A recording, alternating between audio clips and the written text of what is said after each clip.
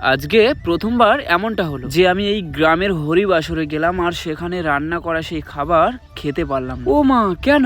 ওরা বলছিল দিনের বেলায় দিয়েছি, রাতের বেলায় আবার কিসের?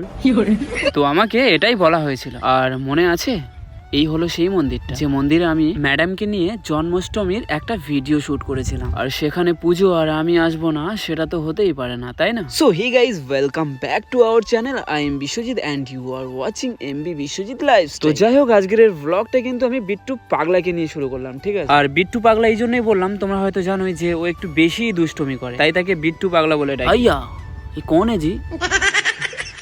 আরে সিরিয়াসলি, আমার কাকু মানে এত হ্যান্ডসাম হয়ে যাচ্ছে যে আমি কাকুকে চিনতেই পারি না মাঝে মধ্যে। আর শুধু কিন্তু আমি না, কাকিও বল। আরে হ্যাঁ, সত্যি। আইয়ো, ये देखो, ये मेरा मदर है। মানে ক্যামেরা অন করলেই আমার মায়েদের এত হাসি পায়। अय्या, कैमरा बंद करो, तुम्हारा मम्मी की कसम, भारत माता की कसम। अय्या बंद करो, नहीं तो तुम्हारा मम्मी से चमगुल से बचना इम्पॉसिबल। সবকিছু ঠিক আছে, তা তুই হরিবাসরে যাচ্ছি না বিয়ে বাড়ি যাচ্ছি? তো এই প্রশ্নটা ছিল আমার কাকু। আচ্ছা তোমরাই বলো, এখন সেই বিশ্ব কি আর সেই বিশ্ব আছে?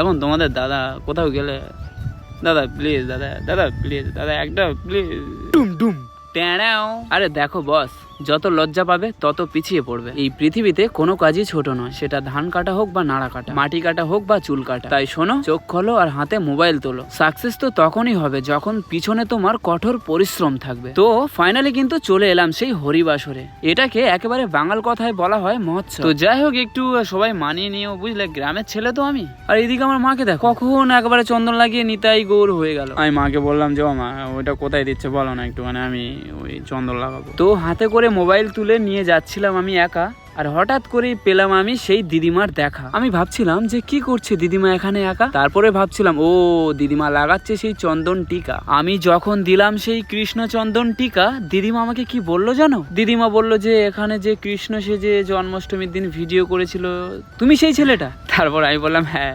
তো আমাকে একটু ভালো করেই সাজিয়ে দিচ্ছিল। তারপর দিদিমা বললো যে একটু ভালো করে ভিডিওগুলো নে, আমাকেও বেশি বেশি করে নে, যাতে সবাই দেখতে পায়। আইয়া জি, ये दादी है, सब लोग लाइक करना, फॉलो करना, ठीक है? नहीं तो सबको टीका लगा देंगे, ठीक है? তো যাই হোক, এই সেই মন্দির। আর দেখো মন্দিরটাকে সাজিয়েছে, কত ভালো লাগছে দেখতে। তো এখানেও সেই আমাদের মালসা, আচ্ছা ওটা মালসা ভোগ বলে তো নাকি, কমেন্টে বলে দিও হ্যাঁ। তো তারপর আমি সেখানে গেলাম সেই কাকিমাদের কাছে, যেখানে সেই কাকিমারা কত ভালো ভোগ রান্না করে। সেই ছোটবেলা থেকে সেই ভোগ খেয়েই আসছি, আর এখনো সেই ভোগ খাওয়ার জন্যই আমি গিয়েছি। ও আচ্ছা, তুই